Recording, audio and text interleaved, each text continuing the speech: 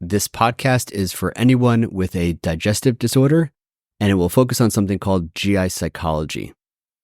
GI psychology is the science of the interaction between the mind, the nervous system, and the digestive system. It's like how feeling anxious can make you want to run to the bathroom or maybe give you a stomach ache. My name is Dr. Scott Rauer, and I'm a clinical psychologist, and I also have a chronic digestive disease called Crohn's disease. So this is a topic that is near and dear to me, both personally and professionally. So in this first episode, we're going to explore what is GI psychology and how can it help you. First, I want to just talk about why I'm creating this podcast to begin with. So my day job is working as a clinical psychologist, and I help people heal through therapy.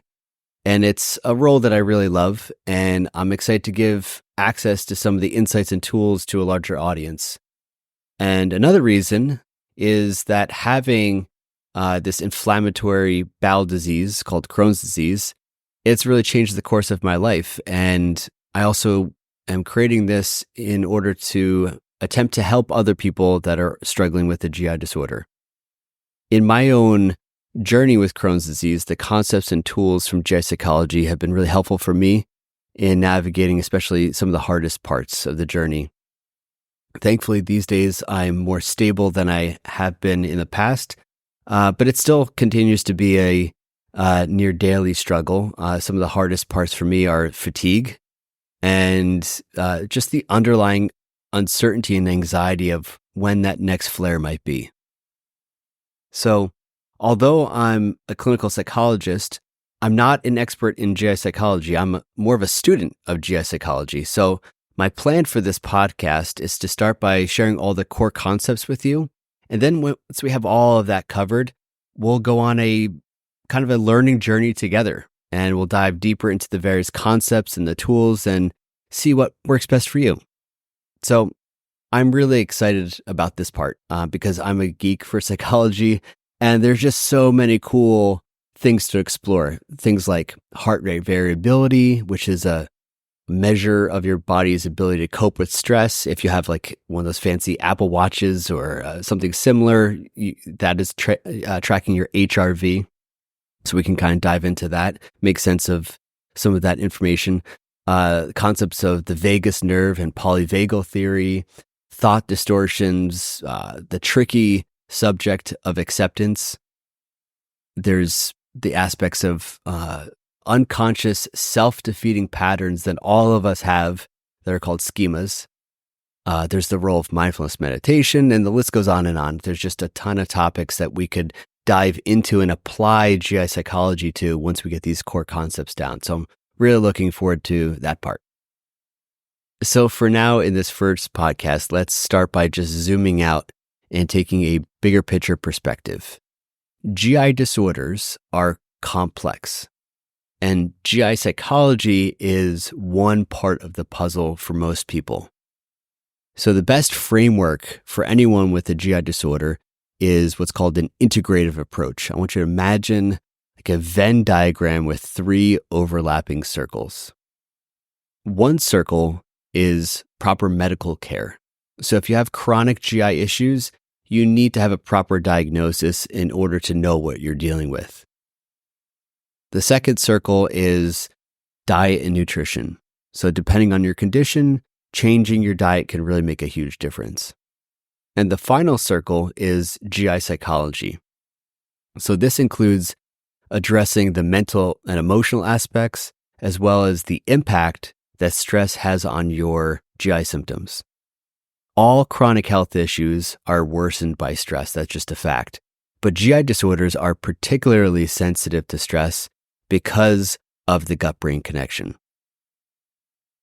So this is the start of a journey where I'll be guiding you through the concepts and tools of GI psychology that are really based in the gut-brain connection or the gut-brain axis.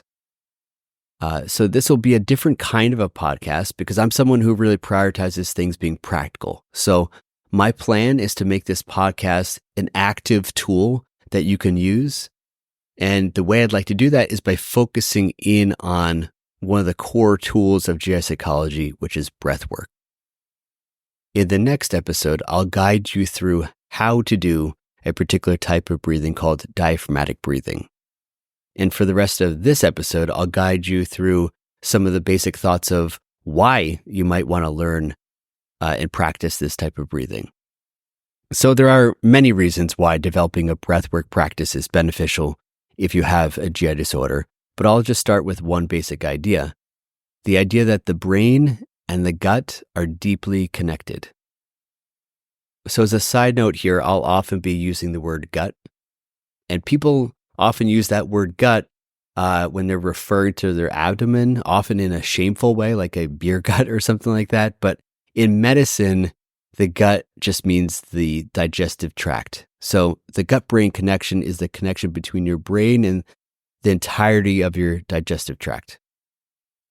We all know there's a connection between our brain and our gut intuitively, and you can just see that in the language that we use. There are so many common phrases that link emotions to gut sensations.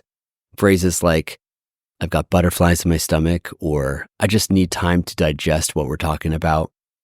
My stomach is tied up in knots. That felt like a punch to the gut. I've got a bad gut feeling that left a bad taste in my mouth. All these kinds of phrases are just part of our intuitive understanding of that connection. To extend this further, one key factor in most GI disorders is that this connection between the brain and the gut, it becomes dysregulated. This dysregulation can cause or exacerbate symptoms like pain or bloating or diarrhea or constipation. And when your gut is in distress, it sends signals to the brain that can trigger or worsen anxiety and trigger or worsen stress. And then this stress and anxiety can then further dysregulate the gut, which can cause more symptoms, and it creates a vicious cycle.